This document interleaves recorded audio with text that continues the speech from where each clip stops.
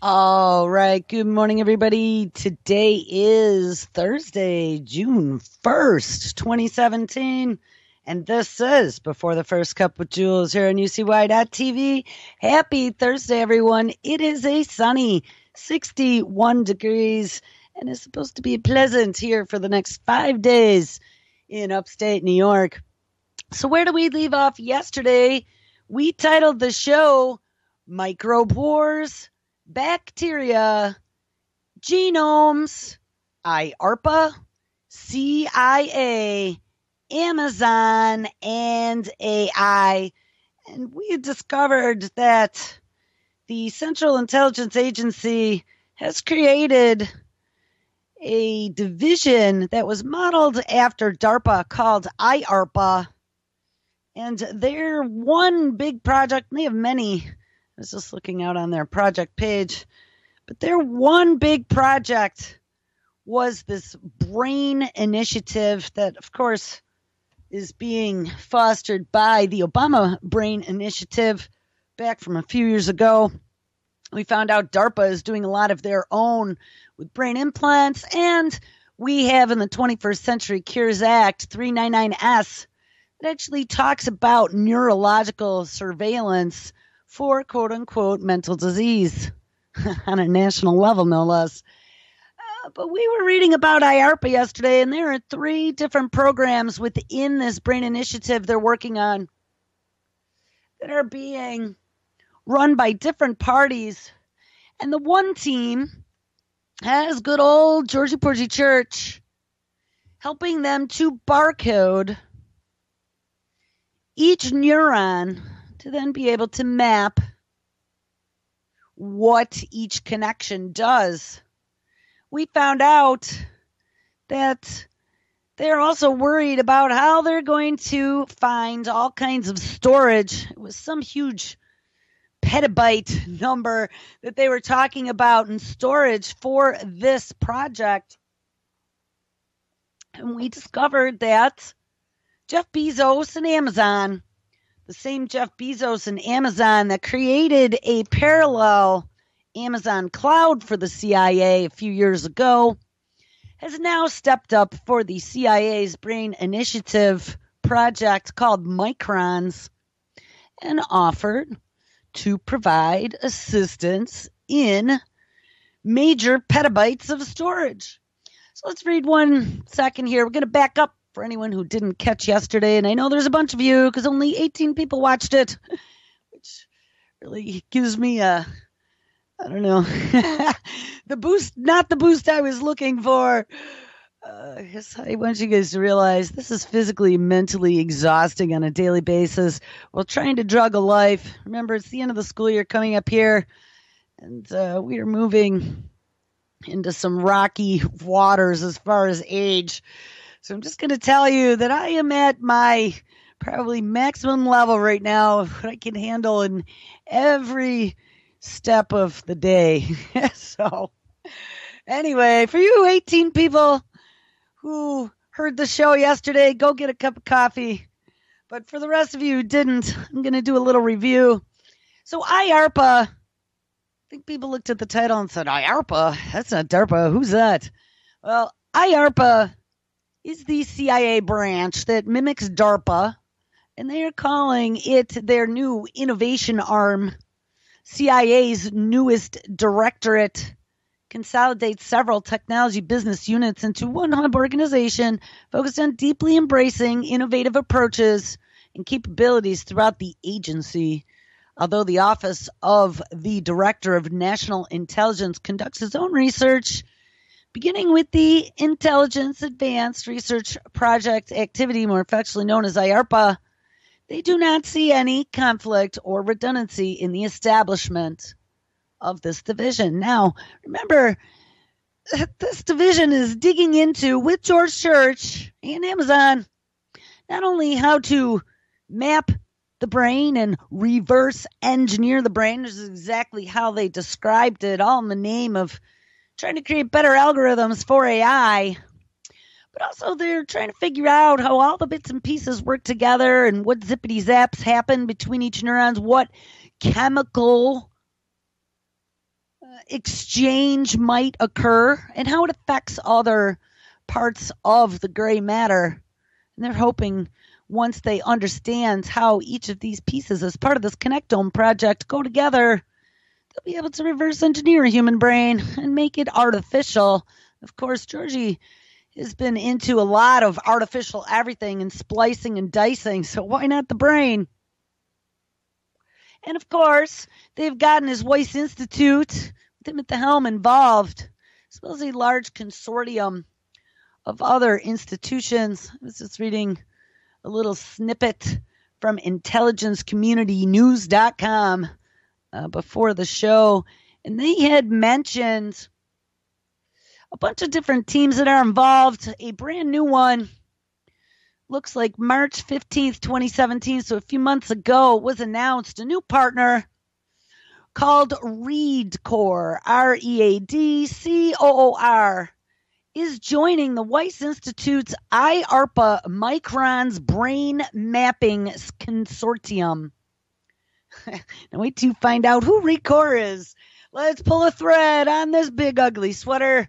ReadCoor Inc. of Cambridge, Mass. It seems like right around Boston there seems to be another pit of vipers and mad scientists with green hair.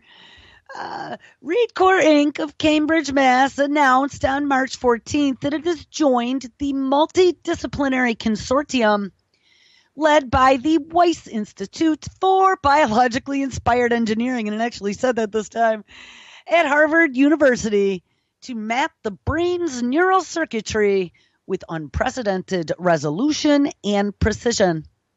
The consortium is made possible through $21 million in a contract from IARPA under the Microns program to discover the brain's learning rules and synaptic quote-unquote circuit design, further enhancing neurally derived machine learning algorithms. We went over all that yesterday, but again, review. Hope you guys are back with your coffee now. ReadCoor will apply something that they call the FISSEQ, which stands for the fluorescent in situ sequencing, and proprietarily spatially sequence to push forward the project's neuronal connectomic goals. That was a mouthful. All right, skip over. It's fine where they talk English.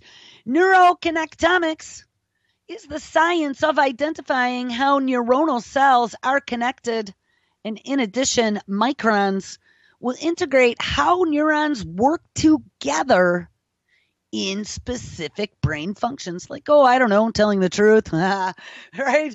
We found all kinds of projects like that where they'd be able to use a camera, shine it on your face with AI, watching those micro expressions, maybe your little $30 EEG that DARPA just put an RFP out for every home and every school and down every deep, dark, long hallway with screams.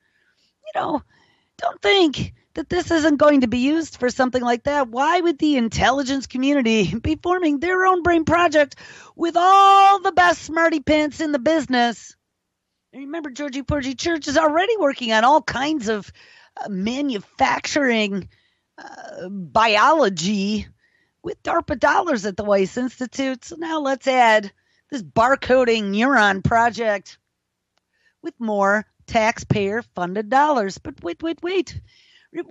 Where's George Church in this? Well, wait, George Church is helping IARPA. Yes, he is. But wait, this new group in March that joined, named ReadCoor, that will be applying fluorescent in situ sequencing is what? Oh, a company that was created by George Church to foster mainstream research usage of, yes, his invention of fluorescent in situ sequencing. Wait a minute. Isn't that called nepotism? So George Church is double dipping. He's not single dipping. He's double dipping on the IARPA project, and he is involved in multiple DARPA projects through the Wyss Institute. And who knows, maybe even in the de-extinction program. and some of this other stuff that he's been working on. Remember, Georgie, and even the longevity medicine, don't forget about that one. Georgie has kind of been the man that has set a lot of these timelines into progress. And he is the man that is facilitating not only academic invention and rollout, but also he has been working with these sprinkle funded businesses. Remember how I told you DARPA isn't one big pulsating brain, it's a million little pulsating brains. They give them 5-year projects, right? We found out with a contract, they have to usually bid on it with their solution. But DARPA put out like some half-baked idea. We want to, I don't know, be able to remotely control a soldier with a joystick connected to our minds. And they'll put out this RFP. They'll say, we want it to do this, and this. Who can do it? And then give me a dashboard on my cell phone so I can turn him off if he is not operating within parameters. And there are all of these scientists out there hopping up and down like rabid animals trying to get that dangling carrot because, they're pretty hungry out there. And the big bucks comes from the big boys. And that's where they get to do some fun, crazy stuff. And they are under deadlines and they make things happen. They usually assemble teams from all around or sometimes from the same university or hospital. Sometimes they'll even get our students involved as graduate assistants to start working on this stuff. And they are using our research academic complex. These guys want to get published, make a name for themselves, make a career. So these people don't realize, maybe they do, maybe they just kind of block it out of their minds as to what exactly they are doing. Maybe it's compartmentalized. So they don't realize what they're doing. But these people are being utilized to create a complete and utter destruction that we've never seen. We are at this cusp of literal elevation to godlike status. We are literally now, it's not just talking about it anymore. They're doing it. Trying to recreate synthetic life by mimicking what nature has created in the laboratory so we can program it, flip switches, turn things on and off, zip and unzip, right? We've talked about all that stuff. This has been going on for a few years. Go back through my archives. The one day when we had there was that little issue where the archives weren't showing up in the YouTube frame. And so I had to go out to YouTube. So, of course, I go to my own playlist. And I'm scrolling down through to make sure what's there. And then I was kind of reading. We've been literally digging deep into these very technologies for at least 2, maybe 3 years at this point. So we're coming up on another anniversary here, August 19th, which by August, I'm so physically, mentally stomped on, exhausted. I never even am able to do a celebration. I don't think we've ever celebrated really beyond me doing a little meme of some old guy with a cake and a noisemaker in his mouth and dirty wallpaper. We've never really even celebrated UCY's anniversary, but that's kind of how I feel on a daily basis. But anyway, you go back through my archives. We really have been following this from the early days of when it was just kind of like a distant nightmare. And now, it's really hard for me to believe, the stories we were reading yesterday about all the microbial contamination everywhere and all the public places we go. And we didn't even cover the subway one. The New York City subway, they literally found organisms that they could not identify. Now that's got to make you worry. Because do we have some sort of toxic percolating soup that is going on in public transportation in large international cities, just like I was warning against? And then you want to have some sort of typhoid Mary. That would be the kind of place to do it. Would be in an international city. Of course, any biological terror movie you've ever seen, it's exactly how it happens. It's where you get the best traffic, and that's where crazy people reside. They go try to get the biggest bang for the buck, and it's always in someplace public that's going to get news coverage. But The scary fact of the matter is we are being usurped by these technologies. These technologies, just like our vehicles. Remember back in the old days, my dad used to drag me around. Anything broke on the car, he'd put it up on ramps in the driveway, and he'd be working on it. He'd be changing brake lines or new carburetor, trying to figure out what the issues were. We didn't have too many problems. He did some body work one time for my mom's little clunker. I don't remember what it was called. A Chevelle. He found a Chevelle from, I don't know, it was late 60s, early 70s convertible for my mom. It had a big dent in the front passenger quarter panel right in the wheel well. And so he bumped it all out and did fiberglass and whatever, and chicken wire and newspaper underneath. And he made this car look really nice. He got it all painted up. And my mom drove that around for a while. But he used to drag me around and teach me all this stuff, teach me, how to emergency fix a belt, or if you get a hole in your radiator, there's a quick fix for that, just to get to like a store or to a repair place. But that was back in the days when you literally could like jerry rig your very simple mechanical machine that you cruised around on the roads. And I told you guys before, they made us take that aptitude test way back, I don't know, 3rd, 4th, 5th grade. And I remember taking that test with my pencil, and they had these little gears and pulleys and whatever, and I was just so into it. And I'm like, if we pulled this, what's going to happen at the other end? And when they went around the room, they told everyone, you're a librarian, Susie, and you'll be a chef, Johnny, and all this other stuff. And when they get to Jules, you'll make a good mechanical engineer. And the whole room burst out laughing. Well, we're at that point now where it's beyond like basic, maybe innate mechanical abilities to understand the world around us, because everything has gotten to this micro level of understanding. As we have been able to increase our technological capabilities to image, understand, track, and then, of course, have the big pulsating AI brain and algorithms behind us to help process these immense amounts of data. Once they're in a database, we can splice and dice all different types of reports and put them in a nice, pretty dashboard with colors to be able to manage things. That's where I've spent the majority of my professional career of the last 25 years, is helping bring those capabilities of dashboarding about and tying to the database. And it was all kinds of data. Before it was just web data and whatever, but now it's everything. Now we literally are a part of this internet of things, of everything. They are taking us down to a neuronal and a cellular level. And don't think they're not trying this, because I could guarantee you somewhere in the back room, if Georgia Porgy Church in the same Wyss facility, it looks like it might be a little different lab, but under the same heading that he's working on, this IARPA connectome project for barcoding neurons in the brain. He's also working on a project for DARPA to do manufacturing of custom life, custom organisms.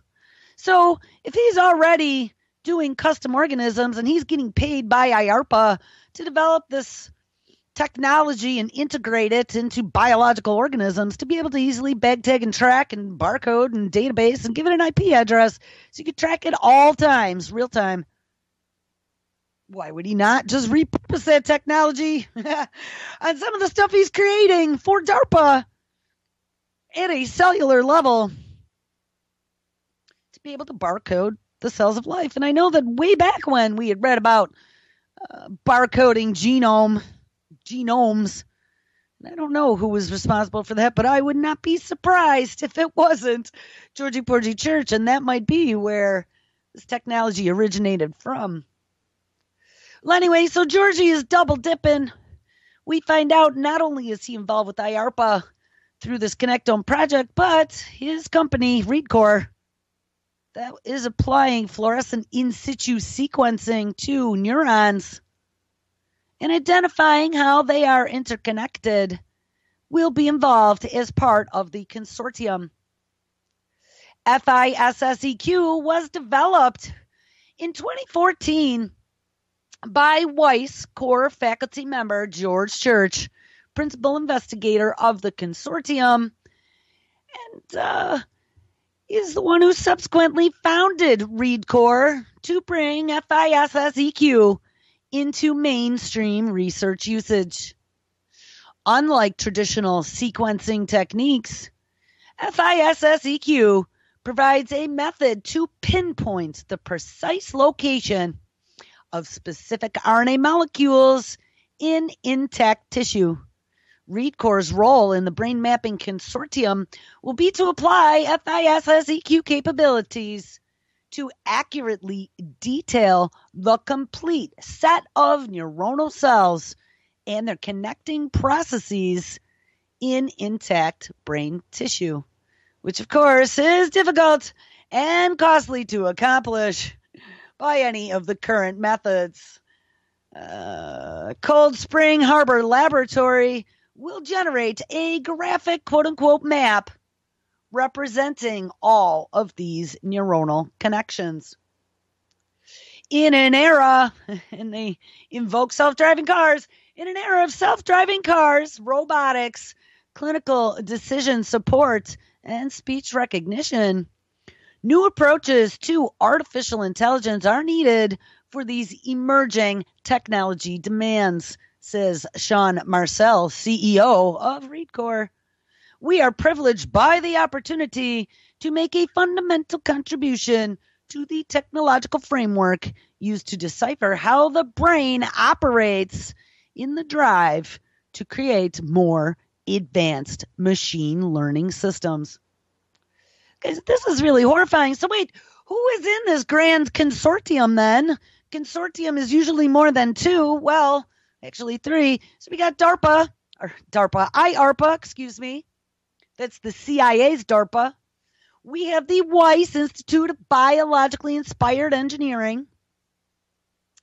We have, what were they called? Something Core, ReadCore. And that is the company that Georgia Porgy Church spun out of Wyss for barcoding using some sort of sequential fluorescence to tag neurons. We have Amazon. We found out they're going to be helping them come up with the petabytes of storage that will be required. We also have, I'm looking here, there's a whole big paragraph with all these names, and I don't want to read all the names.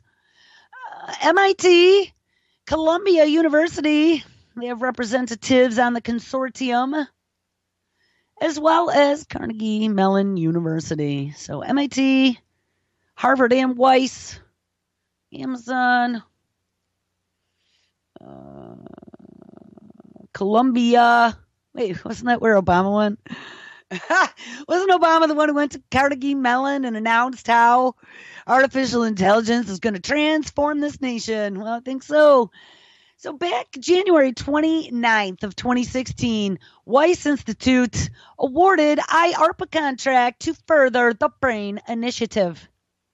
The Wyss Institute for Biologically Inspired Engineering at Harvard University recently announced a cross-institutional consortium to map neural circuits within the brain to improve understanding of what? Oh, not making AI and reverse engineering the brain. No, this is going to be, they say, to improve understanding of neuropathological disorders. Ding-a-ling-a-ling-a-ling. Now, I wonder if Google is involved in here anywhere with, what was his name now? I don't even remember his name. The former director of the National Institute of Mental Health, Tommy Insel, who is now working for Google's Verily to diagnose and cure mental disease on a spectrum using just the sound of your voice and doctor's smartphone. The consortium will be conducted under a $21 million contract from IARPA. Researchers will use the Wyss Institute's fluorescent in situ sequencing, more affectionately now known as FISSEQ, method to identify neuronal cells that work together to produce specific brain functions. Yeah, like neuropathological disorders. of which you and I will be diagnosed with just 10 minutes of your speech at some point in our not too distant future.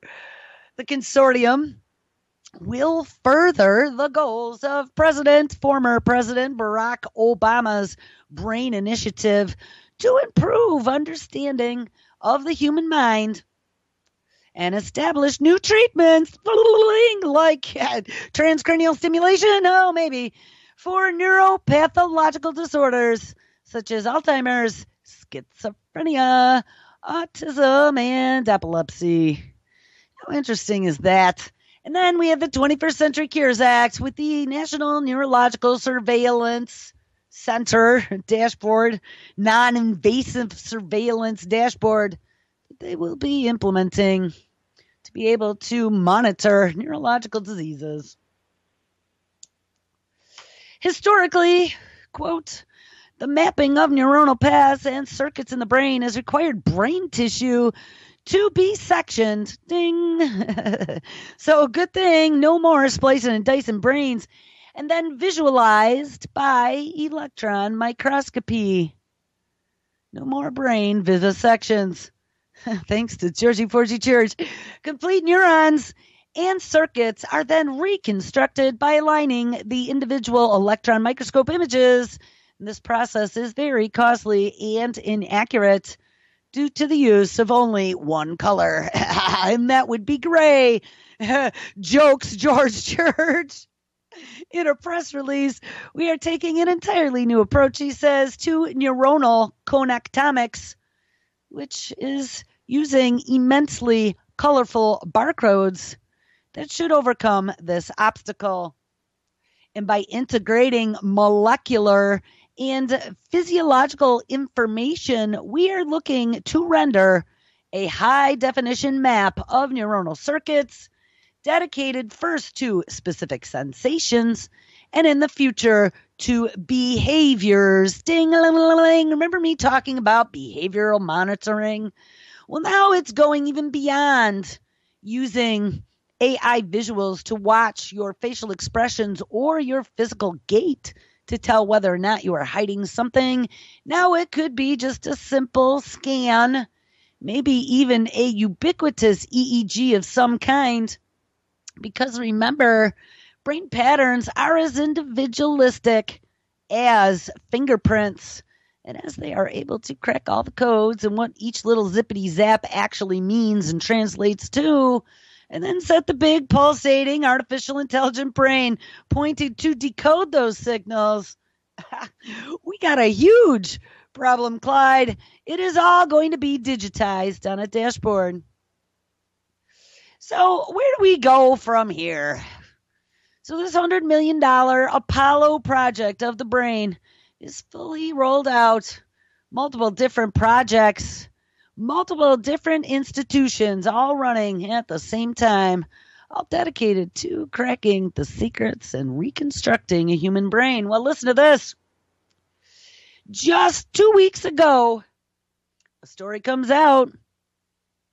The National Science Foundation, IARPA, and some group, and we'll find out who they are, Semiconductor Research Corporation, more affectionately known as SRC, push into, quote-unquote, semiconductor synthetic biology computing. Oh, yes, ding-a-ling-a-ling. I was kind of joking yesterday when at the very end of that story we were reading about IARPA and this reverse engineering the brain, and they were crying about the petabytes of data and how they're going to have to find a partner because they don't know how they're going to store it all. And I kind of laughed and said, oh, look out. They're going to be creating the big pulsating DNA storage unit in an NSA data center near you, or soon to be a CIA data center. Well, check this out. IARPA is actually involved in a project like that. 2 weeks ago, May 18th, 2017, out of a publication titled HPCwire.com, a research into how biological systems might be fashioned into computational technology has a long history with various DNA-based computing approaches explored, but now the National Science Foundation has fired up a brand new program called Semiconductor Synthetic Biology for Information Processing and Storage Technologies. And it just issued a solicitation, which is an RFP, a request for proposal, in which 8 to 10 grants totaling around $4 million a year for 3 years are expected to be awarded. So it sounds like the National Science Foundation has also spun out their own DARPA-esque type group with grants, and they have a 3-year turnaround project versus a 5. The program is a joint effort between the National Science Foundation, the Intelligence Advanced Research Project Activity, more affectionately known as IARPA, and Semiconductor Research Corporation, or SRC for short. And it has the grand ambitions and was the subject of a Computing Community Consortium blog posted yesterday by Mitra Basu, the program director. Quote, new information technologies can be envisioned that are based on biological principles and that use biomaterial, like DNA, in the fabrication of devices and components, or maybe neurons. And it is anticipated that these informational technologies could enable stored data to be retained for more than 100 years. And we found out that DNA storage could be up to like 1 million years. And then they encase it in glass even more. And storage capacity could be up to 1,000 times greater than those current capabilities. We could also facilitate compact computers that will operate with substantially lower power than today's computers, like, let's take a neuronal cell and then integrate some photosynthetic properties, since we got all the genome sequenced, and make it solar-powered brains in a little device. And we just feed it sugar once a week, a little sugar cube, boop. They could literally do stuff like this, and who knows what's happening behind closed-door labs that's being funded by these taxpayer dollars and private institutions. I think the National Science Foundation does get research grants from things such as Rockefeller or Carnegie. A lot of those do. 5 goals, I don't know, don't quote me on that, but look it up. A lot of those groups, like foundations, do get grants from, the big rich boys as well as taxpayer dollars. 5 goals are specified, and each submission must include elements of at least 3 of these goals. Proposals are due in October of 2017. One of the first goals is advancing basic and fundamental research by exploring new programmable models of computation, communication, and memory based on synthetic biology. Now remember, IARPA is involved. And Georgie Porgy Church is going to apply. And the Wyss Institute. Number 2, enriching the knowledge base and addressing foundational questions at the interface of biology and semiconductors. And isn't he already doing something like this for DARPA in that manufacturing project, manufacturing life to spec? Number 3, promoting the frontier of research in the design of new bio-nano. Now we're talking about live nanotechnology hybrids that test the physical size limit in transient electronics, like literally nanobots in your blood. And they would be based on materials including carbon-based systems, so they won't be rejected.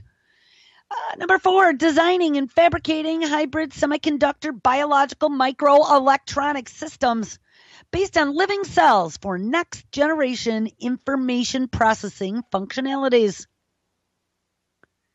And number 5, integrating, scaling up, and manufacturing technologies. Georgie's he's going to be a shoo-in for this, George and the Wyss Institute, involving electronic and synthetic biology characterization instruments with CAD-like software tools. So it's not even going to be like cassette chunks of code now. Now it's going to be just like a CAD program.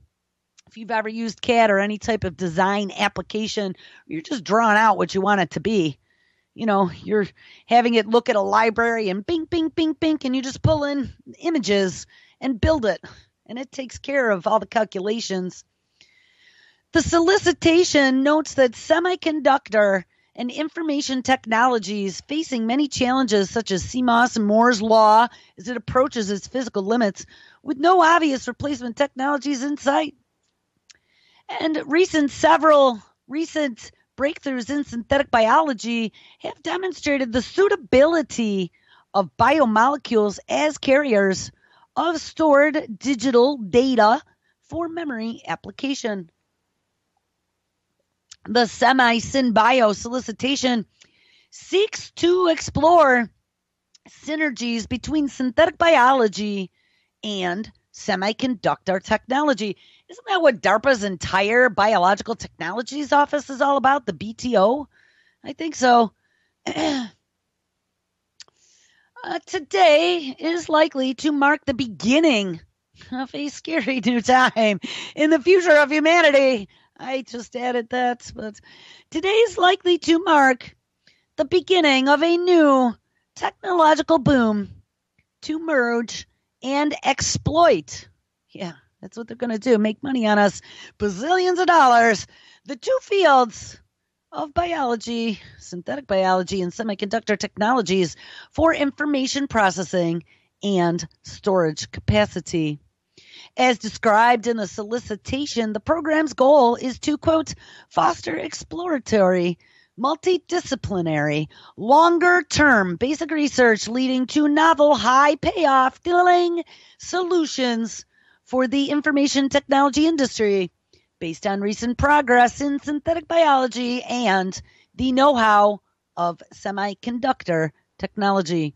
It is also anticipated that research in synthetic biology will benefit by leveraging semiconductor capabilities in design and fabrication of hybrid and complex material systems for extensive applications in biological and information processing techniques. Wow, that was a huge mouthful, but what does this all mean? Well, this means something very frightening, a bit tongue-in-cheek, and certainly not noticed for the first time. It is safe to say that nature has already figured out how to do this at least once at a very high level, perhaps, with human computers conditioned by deep learning and programmed to survive, explore, and continue learning. And I would have to second that opinion. It's very frightening. They literally are looking to create synthetic biologic organisms that potentially one day, or maybe on purpose or accidentally, will subjugate the human species. Well, at least for right now, there is no need to worry about the inevitable robot uprising because they are working. Wired magazine, and this was July 16, 2015, so maybe we've gotten a lot further than this. In 2015, so 2 years ago almost, robot brains can be controlled. Now, we already found out by a rat brain and by a worm brain. They took brain cells from a worm and brain cells from a rat, put them into Lego robots, and they learned to not bump into walls after a bunch of times. Well, also in 2015, robot brains can be controlled by what? Oh, something that they have been doing a lot of research on, something that Georgie Porgy Church completely re-engineered its genome. It's part of a project he was working on, and that would be E. coli. Robot brains can be controlled by E. coli. No need to worry about the inevitable robot uprising. We will use bacteria to mollify and control robot brains in the future. That is according to a research paper published in the Scientific Report, which looks at using engineered E. coli, something that Georgie Porgy Church knows a lot about, to command a robot underling. The experiments, so far only using modeling techniques, showed that within a few weeks, the bacteria could lead to a robot that behaved like a, quote, higher order, more complex animal, unquote. This is frightening. What happens when they start evolving and then passing down this smarty pants intelligence that you've imbued into its systems? This work was inspired by the impact we already know that bacteria has on behaviors in the natural world, and like in our guts. There is an excellent piece from Ed Yong in Discover magazine describing how the microbiome can have a huge impact on behavior, and we have covered a lot of that. It is a direct connect through that vagus nerve and that enteric nervous system from the gut to the brain. And in one particular case, they've also shown in research what kind of an influence the microbiome can have in the gut of a fruit fly on its libido. The study of the insects showed how changes in their gut bacteria impacted their sexual preferences. That's interesting. Bacteria in the human gut can also have a huge impact on human brains. Professor of Anatomy and Neuroscience at the University College Cork, John F. Cryon, explained earlier this month for Wired Health. At Virginia Tech, where the study took place, biologists look at using synthetic biology to, quote-unquote, reprogram the biochemical pathways inside of the cell, which are these same pathways that control decision-making at a cellular level. It is the minutia of how biological beings operate, with every living cell able to communicate and carry out commands. Guys, this is what we're talking about. This is just apocalyptic to an apocalyptic degree. It is the minutia of how biological beings operate, with every living cell able to communicate and carry out commands. And the team now wants to look at how that decision-making process could not only be engineered, but then transplanted into a robot using something called a microfluid bioreactor. We've talked about bioreactors before. That's something that Jersey Porgy Church was working on for DARPA. The plan is to build small bioreactors where the cells can live and then place them on a robot so that we can have, quote, mobile robots that harbor living colonies of bacteria that then direct the robot's behavior, says Assistant Professor of Biological Systems Engineering Warren Rutter, co-author on the Scientific Reports paper. But wait a minute. Let's take a step back to the slightly less sexy outcome of his study, and that was the mathematical model. This model used the example of a robot that would be fitted with sensors and a tiny microscope, which then could take readings from the bacteria on board. But when the color of the bacteria changed between red and green, we already looked at that, making bacteria change color in your poop, and to give the doctor a heads up that something might be going wrong. So they already have that technology. But the little camera microscope shining on the bacteria when it changes color, it told the robot how fast to go and where, depending on things like color intensity.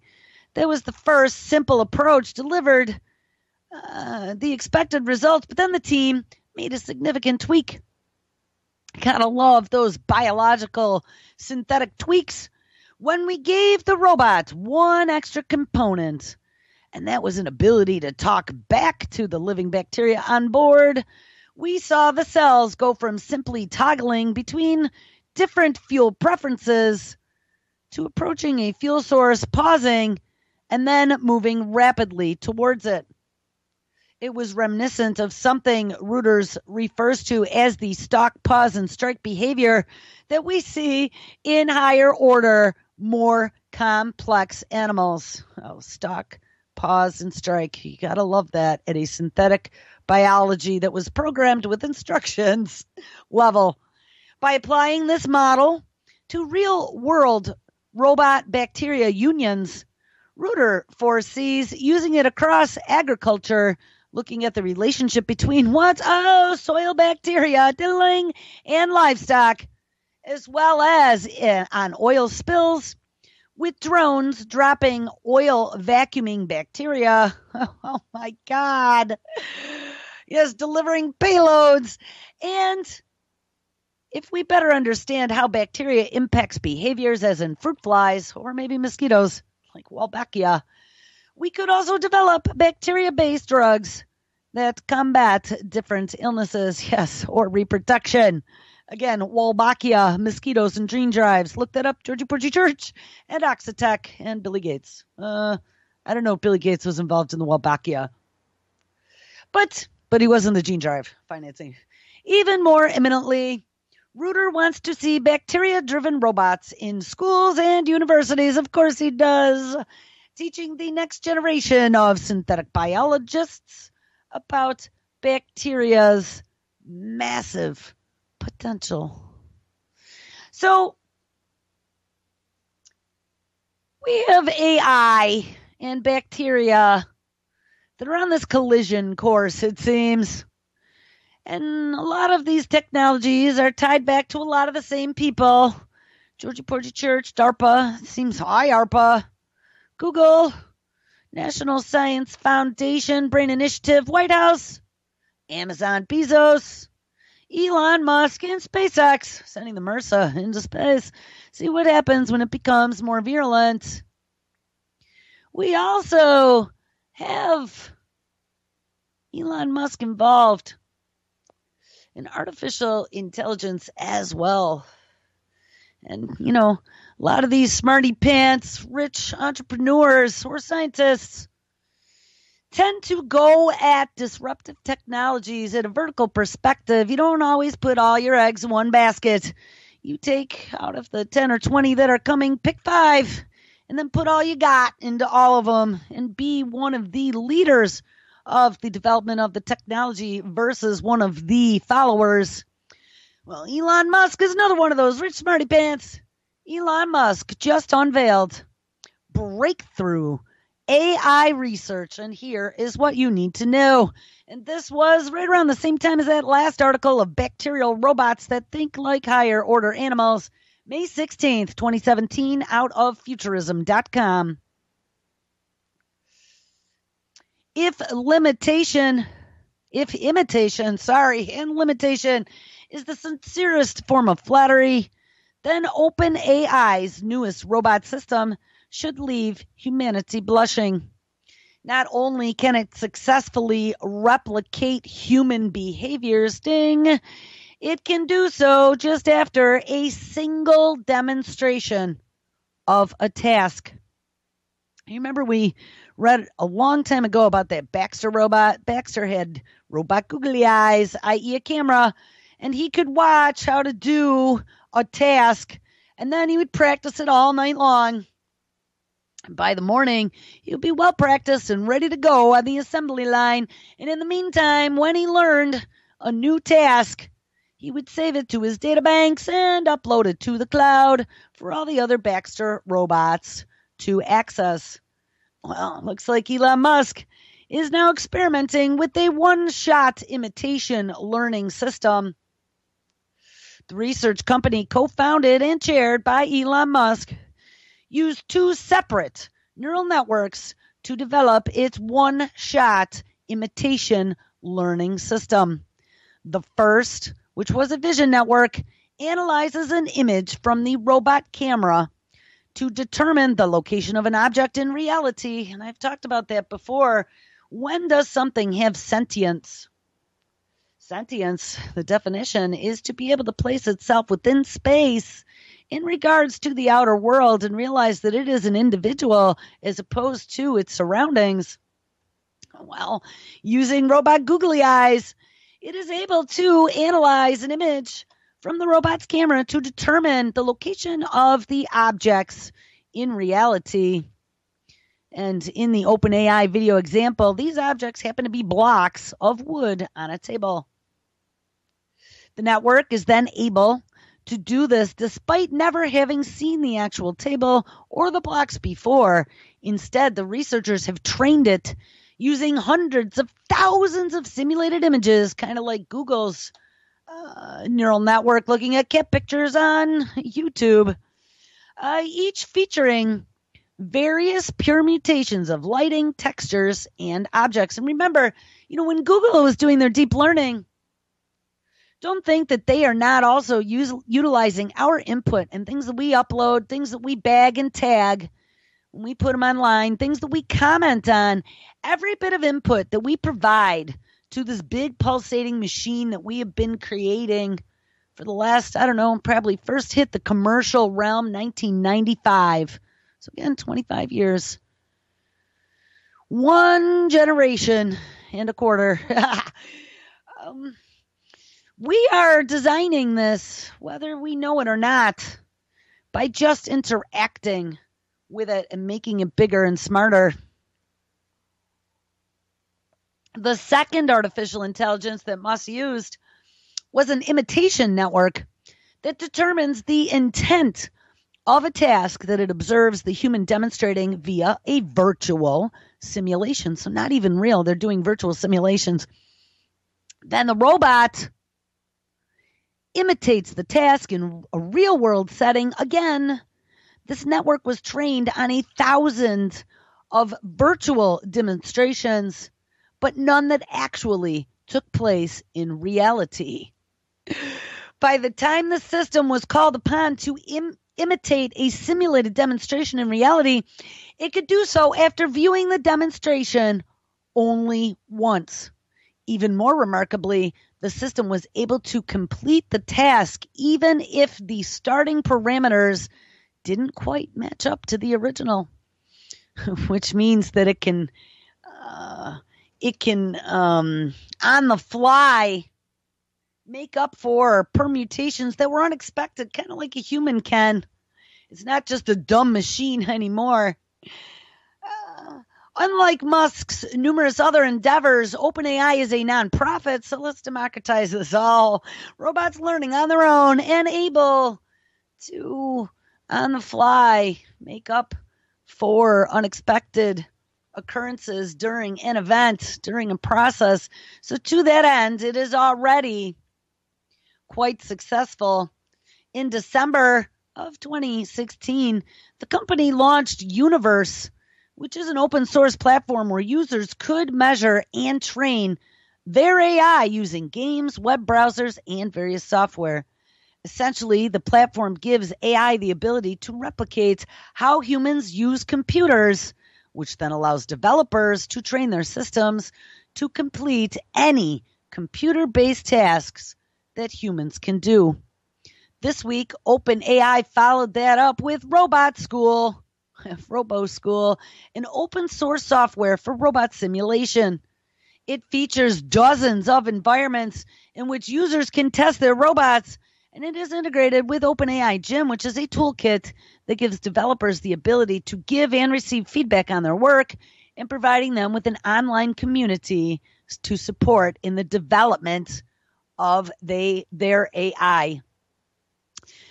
Education is being reinvented from the ground up to meet the needs of this new technology, and as our mechanical counterparts ding-a-ling-a-ling get smarter, these guys say our lives will get easier, safer, and even maybe a little more entertaining. Yeah, as we are being enslaved by the machine.